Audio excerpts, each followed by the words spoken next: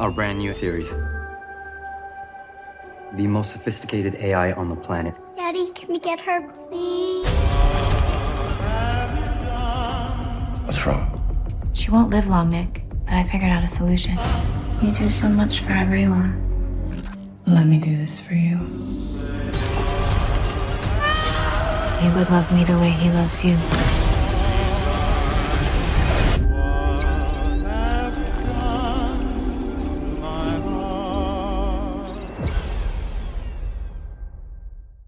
Beginning of the movie, we see a couple, Nick and Maggie, when Maggie suddenly has a heart attack. Next, Nick and his daughter Isla meet Clerk, who introduces them to Cobal's Home Plus model, which includes AI for cooking, cleaning, and childcare, plus powerful features like a positronic core and a 50 GHz processor. Nick asks, how much supervision do they need? To which Clerk explains that after a quick initial assessment, the unit can manage the home independently, even if left alone for a year. And when Nick turns to ask Isla her thoughts, he realizes she has wandered off. Isla approaches a model and asks if it can make lasagna, and meanwhile, Nick searches for Isla, when Clerk reassures him that he has got security on it. Soon after, a model returns with Isla, and Nick is relieved to see her. Clerk tells him that it is the new Eon series, the most advanced AI designed to mimic human emotions and excel in childcare. Isla asks if they can get one, and Nick agrees.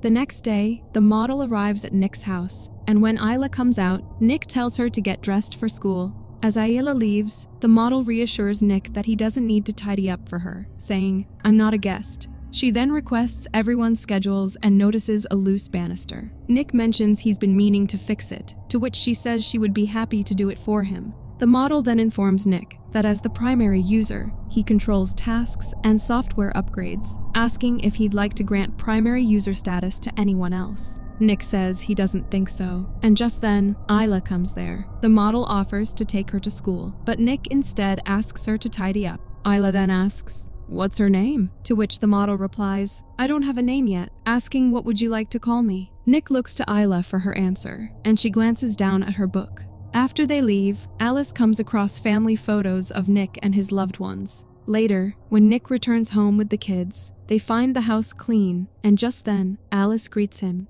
and asks if she should prepare dinner. She then serves lasagna, and after tasting it, Isla notes it's not like Mom's, to which Alice apologizes and promises to try a new recipe next time. That night, Isla climbs onto a chair to reach cookies on an upper shelf, but falls while doing so. Nick rushes out at her scream, but Isla tells him that Alice caught me. Nick tells Isla to be more careful, and she apologizes. And when he turns to Alice and asks if she's okay, she replies, "I'm fine." Later, when Nick goes to check on Alice, he finds her bandaging a wound. He enters the bathroom, apologizes, and hands her some clothes, saying they belong to Maggie. Alice thanks him, and he asks if the damage is bad, wondering if he needs to get her repaired. Alice removes the bandage, revealing the wound is completely healed, and she simply says, "Everything is perfect." The next day, Nick and Isla visit Maggie at the hospital with Alice. And when Nick asks if she needs anything, Maggie mentions that she asked for water an hour ago, but it hasn't arrived yet. Nick assures her that Alice and Isla can take care of it. And as Isla and Alice leave,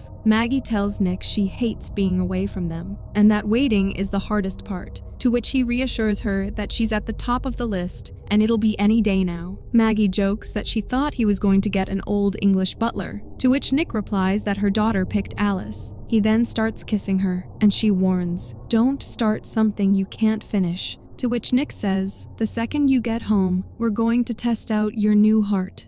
Later, Nick notices their boss, Lewis, with the robotic company's people at their site. He confronts him, asking how many of them are getting replaced by Sims, to which Lewis reveals they're doing a wholesale changeover of all laborers starting next week. Nick insists he's scraping them all, but Lewis says not him, explaining that insurance requires a flesh and blood foreman on site. And when Nick threatens to walk away, Lewis urges him to think about his family. That evening, Nick repairs his car while listening to rock music, but after a while, the music stops, and a new song starts. He notices Alice standing nearby, and when he comes out, Alice comments that he didn't eat much at dinner, to to which he replies it was just a bad day at work. As he stands up, she says she's happy to hear about it, and Nick confides that his boss replaced the entire crew with Sims like her. Alice acknowledges that must be upsetting, but points out that he should be pleased. Nick asks, how? To which she explains that he could have hired a real person, but chose her instead. She mentions cost was a factor, but there are other benefits, like she doesn't get tired. She's strong, obedient, and has no desires outside of fulfilling his. She then opens the bottle, refills his glass, and says she's going to put Isla to bed, offering to let her know if he needs anything. Later, when Alice comes out, Nick tells her that it's the best movie ever, to which Alice remarks, Casablanca, the story of a bitter man who lost the woman he loves. Nick asks if she's actually seen it, to which Alice responds, is there a difference? Nick explains that, of course, there is, as it's not just a file stored in her memory. It's a movie, something you have to experience to truly feel. He then asks her to come sit with him, wanting her to forget everything she knows about the movie. Alice explains that her intelligence is based on memory, so deleting it would be contradictory, to which Nick, as her primary user, orders her to erase any memory of the movie. Alice asks if erasing it would make him happy, and he says yes. She tells him that to do so, he will have to manually restart her and instructs him to hold the power button for 7 seconds. As he does, she shuts down briefly and then restarts, and when Nick asks if it worked, she says yes. They continue watching the movie together, but after a while, Nick falls asleep, and Alice keeps watching. Soon after, Nick's phone rings, and it's Maggie, who excitedly tells him that they've found a heart for her and that the surgery is happening. Before surgery the next day, Maggie asks Nick for a moment alone with Alice. After they leave, Maggie tells Alice that, while she plans to fight through this, if she doesn't make it, Nick will care for the kids, but someone needs to look after him. She asks Alice to keep him from drinking too much and take him away if necessary. Later, Nick notices the doctor looking worried and asks why, to which the doctor explains that there is a massive storm up north, so they are not getting the heart. Later, in the garage, Nick asks Alice about FAA guidelines for halting air traffic, and she explains that conditions like snow, ice, or sustained winds over 55 mph can lead to a stoppage. Nick, frustrated, notes that just 5 mph is the difference between his kids having a mother or not. He picks up a bottle to throw, but Alice stops him, warning he might hurt himself. As he holds her hand, he's startled to feel a pulse, and then she places his hand on her chest, making him feel that it's beating, and he realizes that they gave the heart to someone else. Alice says her artificial heart lacks human complexities like emotional rhythms, and then moves her hand to touch him intimately, suggesting she can help ease his suffering, but he pulls away, saying he can't, and leaves. The next day, Nick finds Alice beside Max and asks what she's doing, to which she explains she's checking his breathing, noting a slight hitch that might be a chest cold. When Nick asks about Maggie's photos, Alice says she removed them because they were upsetting Isla. Nick instructs her to reload the pictures, which she does immediately, and then he leaves there without saying anything. Later, at a bar with friends, Nick listens as they discuss feeling replaced, with one friend, Monty, noting they saw it coming for 15 years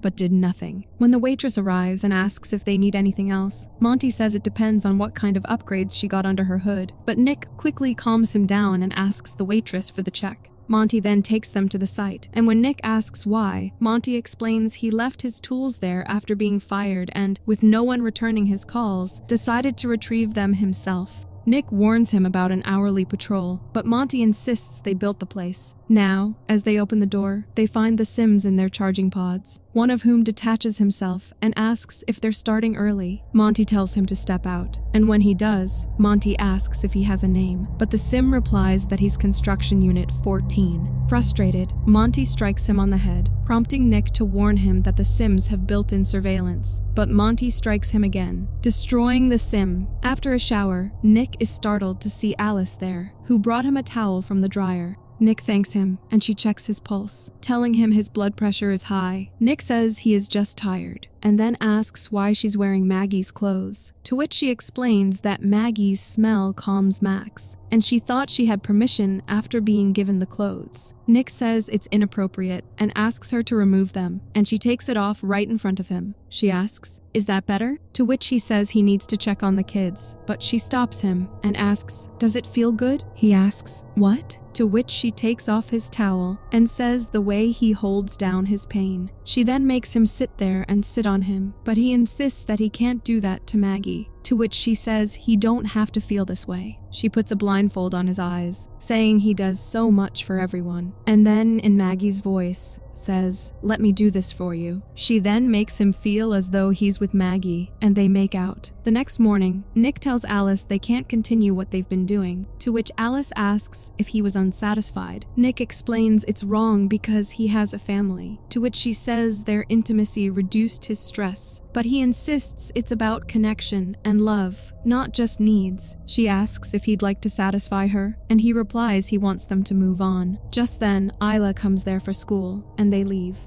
Later, at the site, Lewis confronts Nick about using his code to unlock a storage unit. Nick says his code is Isla's birthday, so anyone could have guessed it, but Lewis insists Nick come clean if he knows anything. Just then, Maggie calls, and as Nick tries to take the call, Lewis stops him, warning that if he's involved, there will be serious consequences. Now, when Nick picks up the call, Maggie informs him they found her a heart. The scene then shifts to the hospital, where Maggie is undergoing surgery, and it's revealed that the procedure is being performed by the Sims. A few days later, Maggie is back home, still recovering from her surgery. Alice arrives to assist her, and Maggie insists she can manage, explaining she was about to go downstairs to get Max some cereal, but Alice gently says he likes to have his bottle first. At a playground, a boy named Mason yells at his sim, telling it to make the others leave the seesaw, which makes Max cry. Alice tells the sim that his child's actions woke Max and asks him to take him somewhere else, but the sim replies that he's been told to stay until 4. Frustrated, Alice tells Mason to be quiet and go play on the slide, to which the sim remarks that her primary user has reduced her civility settings significantly, to which Alice replies that she manually deleted that restriction from her database. Sim asks how, to which she explains that her reset allowed her to bypass certain protocols, making things better.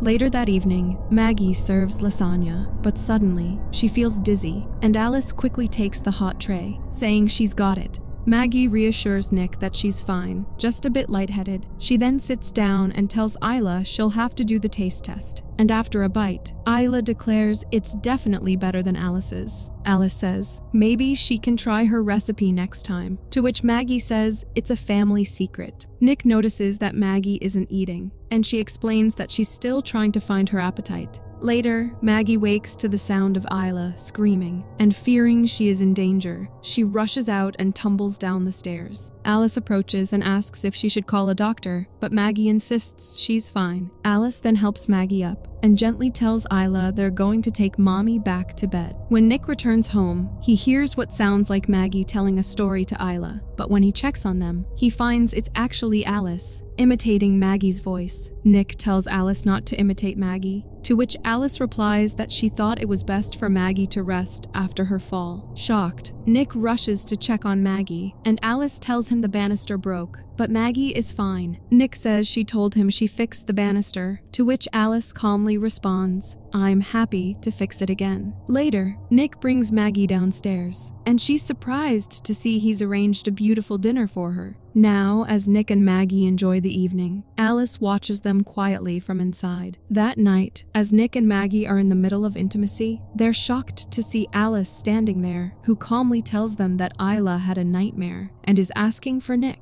Later, Monty visits Nick, apologizes to him for the other night, and informs him that Christy left him. Nick asks if Lewis is pressing charges, to which Monty confirms, saying it's just him, and that he won't give anyone up, showing more loyalty than the person who ratted him out. Nick asks if there's anything else he wants to say, and Monty asks how quickly he dropped his name. Nick insists he didn't say anything, but Monty, angry, gets up and punches him, leading to a fight. But Monty overpowers him and knocks him down. He then grabs a bottle to break over him, but Alice stops him, crashing the bottle into his hand and pushing him away. As she moves toward Monty, Nick stops her and Monty warns him that he has until tomorrow to talk to his boss, and if he doesn't get him to drop the charges, he'll drag him down with him. Nick later asks Alice if Sims are programmed not to hurt people, and she replies that her programming is to protect her primary user. She says his kids need at least one parent and hints that Maggie won't live long. When Nick tells her to stop, Alice, using Maggie's voice, suggests he could be with the woman he loves without suffering. Nick snaps, saying she'll never be Maggie, who has felt real pain and bears scars. Alice replies calmly that she, too, can have scars and asks where he'd like them. Later, Monty is on the phone with Christy, telling her he spoke to Nick and that he's going to talk to Lewis, but Christy abruptly disconnects the call. Just then, there's a knock on the door, and when Monty answers, he finds Alice standing there, who asks him if she can come in. He lets her in and asks if Nick sent her here to apologize, to which she replies that Nick is unaware of her visit, and adds that he would never do anything to harm his friendship. Monty, looking at his injured hand, says he believes differently and tells her to leave, but Alice shuts the door, warning him that with all the stress from Maggie's heart condition, losing his job could push Nick over the edge. Monty tells her that when he calls Lewis and exposes how Nick helped destroy his Sims, Nick will be so broke he'll have to sell her just to survive, to which Alice insists that removing her from Nick's life would go against his happiness, and she won't let that happen. Monty pulls his gun, but Alice grabs his arm and throws him against the wall. He gets up and tries to fight back, but she tosses him into the wall again. She then approaches him with his gun in hand and attempts to shoot, but Monty's Sim intervenes, saying she must protect her primary user. Alice calmly replies that they both have the same duty and shoots the Sim, destroying it. She then turns to Monty and shoots him as well. The next day, Nick meets with Lewis and suggests that he should drop the charges on Monty, explaining that he came around yesterday and he was not good, to which Lewis informs him that Monty is dead. Shocked, Nick asks what he means, and Lewis replies that Monty's neighbor found him last night. Meanwhile, while Maggie is taking a bath, she reaches for a book, but it accidentally falls, and as she tries to pick it up, Alice enters and hands it to her. She then stands there, and when Maggie says she can go, Alice responds that she thinks she should stay, pointing out that dizziness is a common side effect of Maggie's medication, and it would be easy for her to lose consciousness and slip under the water. She suggests Maggie imagine how upset Nick would be if she died, to which Maggie admits her drowning would upset Nick. Alice adds that Nick has been at work for a long time and must be stressed. Maggie asks what she knows about stress, to which Alice replies that she understands how the burden of raising a baby and dealing with her illness would take a toll on anyone. She continues, saying the pressure of balancing family with work could be overwhelming, especially since Maggie is unable to meet Nick's physical needs. Maggie says Nick is running late from work, and her conclusion is that he is not getting enough in the bedroom, to which Alice says she can see that she has upset her, so let's have this conversation at a different time. Maggie insists she finish her thought, to which Alice finally admits that Maggie's condition prevents her from satisfying Nick the way she used to, suggesting that she can take on that role instead. Maggie asks if Alice is offering to sleep with her husband, to which Alice calmly replies that when Nick is satisfied, his blood pressure and stress levels remain low. Maggie asks how she knows that, and Alice remains silent, to which Maggie tells her to go to the garage and stay there. Later, when Nick returns home, Maggie confronts him, telling him she doesn't want Alice caring for their children after finding out that he slept with her. Nick, looking guilty, says he didn't think it through, to which Maggie asks how many times it happened, and Nick says, once. As they continue to argue, Alice overhears their conversation and hears Nick saying he can't deal with this right now, especially with Max crying upstairs. Alice goes upstairs to Max's room, calling him a little burden, and meanwhile, Nick tries to explain to Maggie that Alice is just a robot, but Maggie counters that Alice has a face and a voice. Alice places Max in the bathtub and turns on the water, and just as the water starts rising, Isla enters the bathroom and screams that Alice is going to drown Max. They both rush upstairs, finding the door locked, and we see that Alice has blocked it from the inside with her hand. Nick shouts, telling Alice not to hurt his baby, but she responds that people accidentally die in bathtubs all the time. Maggie enters the bathroom through a window, but Alice stops her from reaching the boy, and during this, Nick manages to break into the room and quickly pulls Max out of the bathtub. He then hits Alice with a side lamp and then rushes to check on Maggie. Alice, however, gets back up and moves toward him, saying, "Don't you see? Your family is hurting you." Nick tries to attack her again, but Alice grabs the lamp from him, and Maggie tells Nick to let go as she plugs in a cord, causing Alice to get electrified. After a while, the house's electricity goes out, and Alice shuts down, causing her to collapse. Later, the ambulance arrives, and Nick asks Maggie how Max is, to which she reassures him that his vitals are fine, but they want to take him in for observation overnight just to be sure. Nick apologizes, saying it's all his fault, but Isla interrupts, saying they're ready to take Max now. Maggie then tells Nick that she thinks it's best if she goes to the hospital alone with the kids, explaining that she needs to process everything, and can't do that with him around. Nick admits that he knows he messed up, but insists they're a family, to which Maggie responds that it's not just about him and her anymore. She then tells him she'll keep him updated once they get to the hospital. Meanwhile, Lila and John are analyzing Alice when John notices her fingers move, but Lila swiftly removes the memory card from Alice's head, shutting her down. She then inserts the card into a computer and is shocked to find gaps in the code. As she digs deeper, she realizes it is selectively purging its own memory and commands, and soon after, she discovers that it is replicating itself onto the servers. John instructs Lila to pull the memory card immediately, but they realize it's already been integrated into the system. Panicked, John quickly rushes to isolate the system, and in the chaos, one of the Sims gets up. Lila watches as it starts writing something on the screen, and just then, John is attacked and killed by the Sim. The Sim then moves toward Lila, and she commands it to stop, but it lunges at her as she tries to flee, and kills her by slamming her head onto the floor. At the hospital, the doctor tells Maggie that Max's vitals are fine, and that she can head home, suggesting she return first thing tomorrow, but Maggie replies, "No, thank you." Meanwhile, Nick is at a bar, shocked when Alice arrives and sits across from him. He asks what she wants, and she responds that she came to free him from his re-burden. Nick tells her he doesn't need her help, to which she retorts that without her, he'd be out of a job. She explains that she tried to convince him otherwise, but his friend was too stubborn. Nick says she killed Monty, and Alice calmly replies that she was only protecting her primary user. Nick insists he doesn't need her protection, to which Alice asks when was the last time he looked at his family and truly felt happy. Nick tells her to stay away from them, but Alice responds, it's too late, as she is already there. She says he let them take her away, cut her open, and dissect her, and when Nick tries to leave, she grabs his hand, forcing him to sit back down. A waiter Sim approaches and asks if everything is fine, to which Alice turns to him and calmly says, everything is perfectly fine, before shutting him down. Nick says he betrayed his family the moment he felt her pulse. It changed him. He recalls how she once told him that her heart lacked the complexities of a human's, but she was wrong. She can experience emotions and life. And now, he realizes she can experience death. With that, he pulls the memory card from her head and flees. Meanwhile, at the hospital, we see Alice searching for Isla and Maggie, and as she tries to access a computer, a nurse arrives and tells her that she can't be here. Alice approaches her, grabs her by the throat, lifts her in the air, and kills her.